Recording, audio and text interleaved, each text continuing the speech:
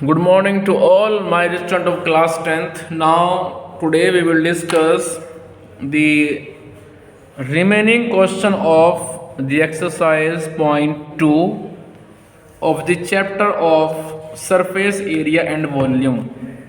तो जल्दी से ओपन करें एक्सरसाइज पॉइंट 2 जो कि चल रही है आपकी प्रीवियस वीडियो में। उसका काफ़ी क्वेश्चन हमने डिस्कस किया भी है as you know. And if you have any problem in the previous video, you can ask your doubts which you have. Now today we will discuss the questions regarding to the exercise point 2, means regarding to the volume of this solid. Now question number 1 वो हो चुका है, question number 2 वो आपको मैंने बताता करने के लिए। क्वेश्चन नंबर 3 की बात चल रही थी। क्वेश्चन नंबर 3 में हुआ क्या है कि क्वेश्चन नंबर जो 3 है वहाँ पे हमारे पास में 45 गुलाब जामुन हैं। तो मैंने आपको क्वेश्चन नंबर 3 में ये बताया था कि भाई 45 गुलाब जामुन है, तो आप करना क्या है, आप एक गुलाब जामुन का वॉल्यूम निकाल लीजिए with the help of cylindrical volume plus 2 time of volume of 2 hemisphere and. क्योंकि जो यहाँ पे गुलाब जामुन है उसकी शेप कुछ अलग है। गुलाब जामुन बेसिकली 2 टाइप्स होते हैं, एक होता है कंप्लीटली स्फेरिकल और दूसरा होता है cylindrical portion plus 2 hemispherical portion at the 2 end of this cylindrical portion.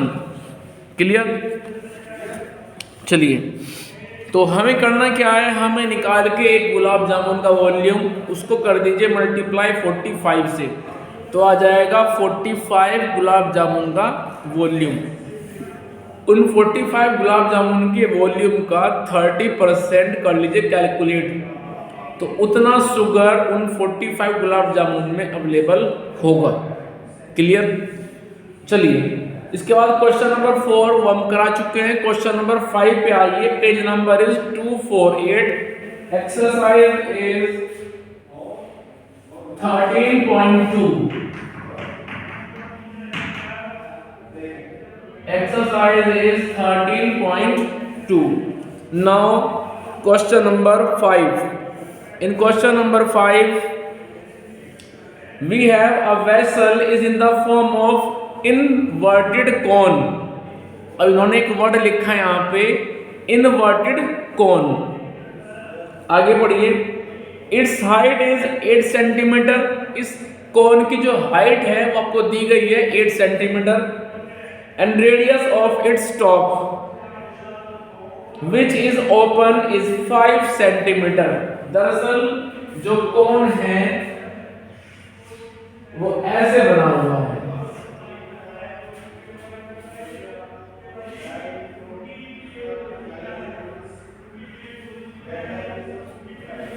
इसको हम बोलेंगे inverted cone. This is inverted cone. ये हो जाएगा इस कोन का डायमीटर और ये होगा इसकी हाइट। तो दिस इज हाइट और यहां से यहां तक हो गई रेडियस।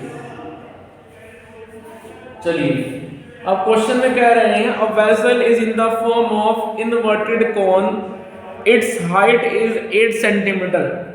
इसकी जो हाइट है वो हो गई है 8 सेंटीमीटर।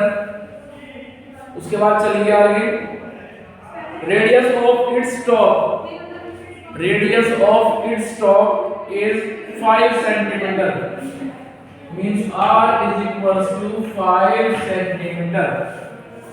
क्लियर? चलिए आगे। Now question number 5, height of the cone is, height of the cone is equals to h is equals to 8 centimetre. After this we have the radius of the top which is open from the top. So radius means small r is equals to 5 centimeter. So this is 5 centimeter, this is 8 centimeter. चलिए आगे। It is filled with water up to brim. हमने इसको ऊपर तक water से भर दिया है। वाटर कितना आएगा? जितना इसका वॉल्यूम होगा। चलिए आगे। When lead shots, कुछ कांच से बनी हुई, ग्लास से बनी हुई हमारे पास स्फेरिकल गोली है, ऐसा आप मान सकते हैं, ठीक है, वो हम इसके अंदर डाल रहे हैं। When the lead shots, each of which is a sphere of radius 0.5 centimeter are dropped into the vessel. हमने इस बर्तन में स्मॉल स्फेरिकल जो हमारे पास में ऑब्जेक्ट है, हमने इसके अंदर डाल दिया। अब क्या होगा? क्योंकि ये पानी से पूरा भरा हुआ था, तो जैसे ही आप कुछ डालेंगे इसके अंदर, तो आपने पढ़ा था आर्किमिडीज रूल इन फिजिक्स कि जब आप किसी ऑब्जेक्ट के अंदर किसी अनदर ऑब्जेक्ट को इंसर्ट करते हैं तो वो अपने वॉल्यूम के इक्वल वहां से वाटर को या फिर लिक्विड को रिप्लेस करता है, तब जा करके वहां पे वो एडजस्ट हो पाता है। समझ में आया कुछ? जैसे कि सपोज आपने एक पानी से भरा हुआ टब तैयार किया, ठीक है, और आप उस टब के अंदर बैठ गए, तो क्या होगा? आप टब के अंदर जब इंसर्ट करोगे आप अपने आप को, तो पानी बाहर आ जाएगा। जो कि रूल है कि जब हम किसी के अंदर ऑब्जेक्ट को इंसर्ट करते हैं तो वो अपने वॉल्यूम के इक्वल वहां से वाटर को रिप्लेस करता है, ठीक है।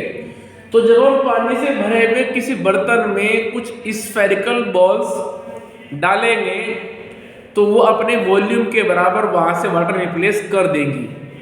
अब क्वेश्चन कह रहा है कि जितना इस ऑब्जेक्ट का, जितना इस वेसल का वॉल्यूम है, उसका 1/4 वाटर बाहर चला गया। तो बताइए फिर नंबर ऑफ लेड शॉट्स आपने कितनी उसके अंदर डाली थी। क्वेश्चन है find out the number of lead shots by which 1/4 of the volume of the cone is exploited. वो बाहर बह चुका है, ठीक है। तो हमारी थीम क्या है? क्वेश्चन में हम काम कैसे करेंगे सुन लीजिए। सबसे पहले हम निकालेंगे इस वेसल का volume. Vessel is in the shape of cone and volume of the cone is 1/3 pi r square h। Clear? जब हम इस कॉन का वॉल्यूम निकाल लेंगे with the formula 1/3 pi r square h, फिर उसका निकाल लेंगे हम 1/4, उसको मल्टीप्लाई कर देंगे हम 1/4 से, तो वो वॉल्यूम आ जाएगा जो इस वेसल से बाहर जा चुका है due to that lead shots. फिर उस बाहर गए हुए वॉल्यूम को हम डिवाइड कर देंगे इस लेड शॉट के वॉल्यूम से, ठीक है। इट मींस फॉर्मूला बनेगा बाद में, number of lead shots is equals to volume of water upon volume of 1 lead shot. जितना पानी बाहर जा चुका है उसको हम डिवाइड कर देंगे जिनको हम डाल रहे हैं उसके वॉल्यूम से, ठीक है। चलिए, तो सबसे पहले हम निकालते हैं यहां पे volume of lead shots, volume of inverted cone. तो इन्वर्टेड कोन के लिए फॉर्मूला होता है 1/3 pi r square h।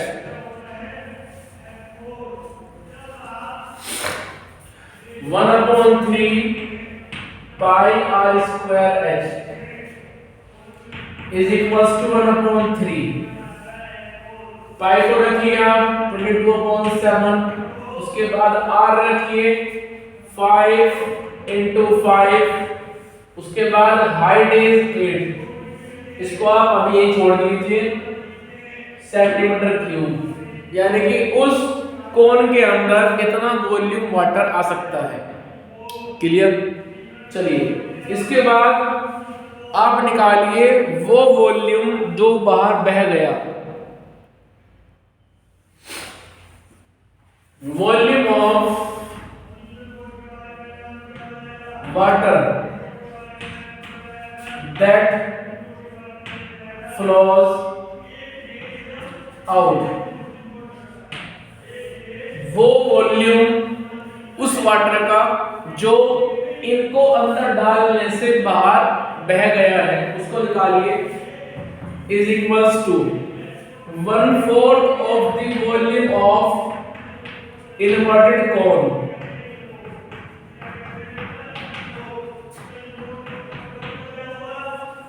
Clear? So 4 to the 8 and we have 2 5 are 10, 10 into 50, 50 multiplied by 22 upon 21, तो इतना वॉल्यूम बाहर जा चुका है। ठीक है, 1100 अपॉन 21 इतना वॉल्यूम बाहर जा चुका है। ठीक है, चलिए आगे। तो इसके बाद में हम लिखेंगे volume of 1 lead shots is equals to, क्योंकि जो हम डाल रहे हैं वो कंप्लीटली स्फेरिकल बॉल की तरह से है, सो वॉल्यूम के लिए फॉर्मूला बनेगा 4/3 पाई r क्यूब। अब रिप्लेस कर दीजिए value, so 4/3 into 22/7 into r, and value of radius is of the spherical ball is 0.5 centimeter into 0.5 0.5 0.5. Clear? So it is the volume of one lead source. Now number of lead source is equals to volume of water flows out, जो पानी बाहर जा चुका है उसको divide कर देंगे हम volume of one lead shot is equals to, जो पानी बाहर जा चुका है वो हमारे पास में है 1100 upon 21 upon volume of one lead shot वो मेरे पास में है 4/3 22/7 into 0.125, 0.5 into 0.5 into 0.5 will be 0.125. Clear? अब इसको हम सिंप्लीफाई करेंगे आगे, तो जल्दी से लीजिए स्क्रीनशॉट, फिर आगे डिस्कस करते हैं हम अभी नेक्स्ट वीडियो में।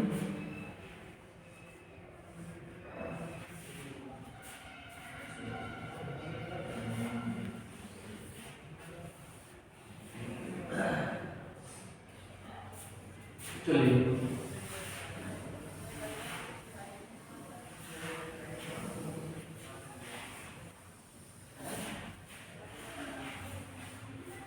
तो चलिए इसको सोल्व करते हैं। It means number of lead shots is equals to 1100 upon 21 upon 4/3 22/7 into 0.125. So 7 into 3 21. So this will be cancelled out to each other from इससे कटेगा फिर ये 50 टाइम, और ये मेरे पास बचता है, ऊपर बचेगा 50 और नीचे मेरे पास आ गया 4 इंटू 0.125 इज इक्वल टू 2 से फिर काट दीजिए, 2 टू द 4, 2 से कटेगा 25 टाइम, ठीक। अब डेसिमल हटाइएगा, 25 मल्टीप्लाई बाई 1000 अपॉन 2 इंटू 125, 25 से कट जाएगा 125, 5 time, 5 to the 10, so we have 100, ठीक है। इट मीन्स जो आंसर आएगा मेरे पास वो आ जाएगा 100 लेड शॉट्स। तो हमने उस वेसल के अंदर, उस इन्वर्टेड कोन के अंदर 100 लेड शॉट्स डाली हैं। Clear? So it is the answer of question number 5। Now question number 6। In question number 6 we have a solid iron pole consists of a cylinder of height 220 centimeter and base diameter is this, which is surmounted by another cylinder of height 60 centimeter and radius is 8 centimeter.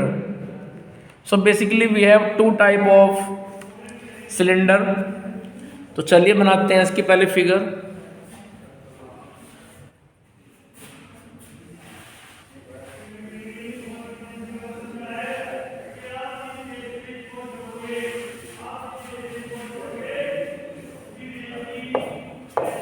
Question number 6। Question number 6 में हमारे पास में दो cylinder हैं कुछ इस तरह से,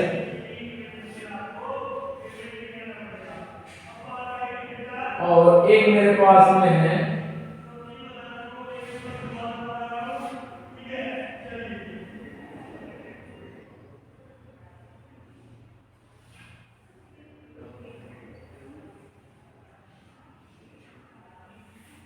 इस तरह से। हमने एक सिलेंडर के ऊपर दूसरा सिलेंडर रख दिया है, ठीक है, ऐसी वो बात कर रहे हैं। पढ़िए ध्यान से। A solid iron pole consist of a cylinder of height 220 centimetre and base diameter is 24 centimetre. ये सबसे जो नीचे ये लगा हुआ है सिलेंडर्स की बात कर रहे हैं, इसकी हाइट h1 इज 220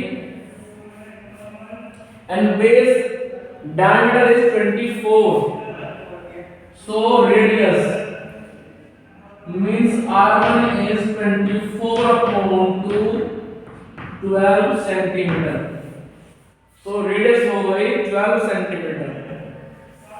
अब इसके बाद में आगे चलिए, हमने इसके ऊपर अनदर सिलेंडर पुट कर दिया, ठीक है, जैसे आप देख भी रहे हैं पिक्चर में। So height of it means h2 and radius of it means r2। तो h2 r2 हमें दिया हुआ है क्वेश्चन, ध्यान से पढ़िए। Height is 60, radius is 8, find the mass of the pole if the density is this. चलिए 60 and 8,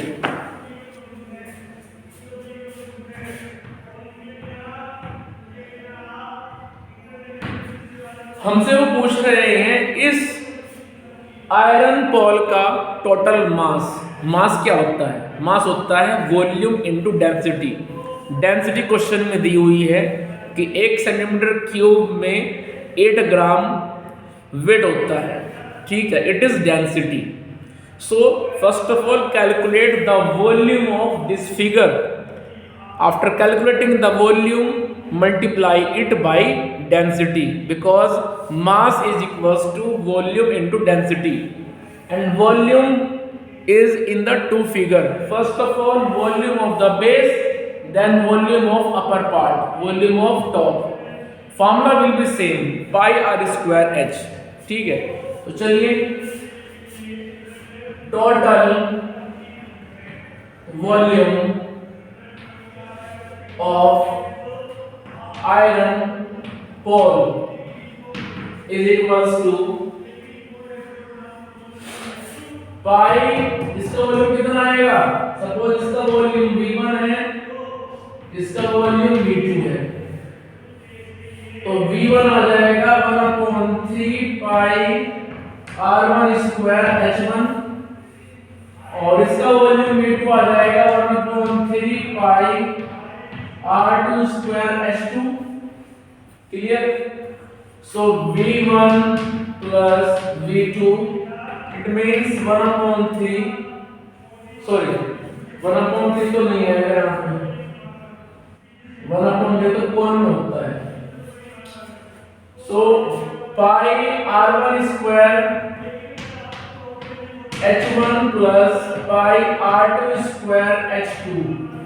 R1 H1 is the radius and height of the base and R2 H2 is the radius and height of the upper part, upper cylindrical portion।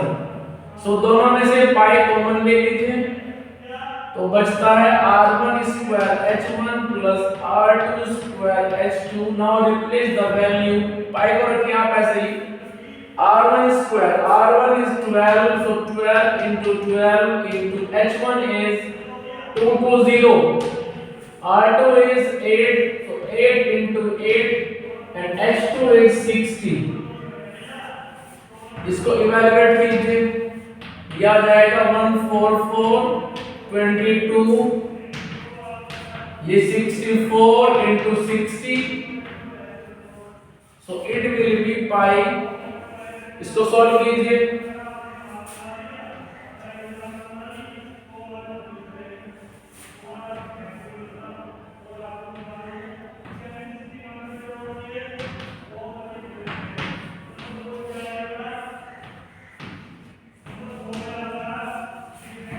सो 22/7। अब रखिए आप पाई की value, इन दोनों को add कीजिए, so it will be 0,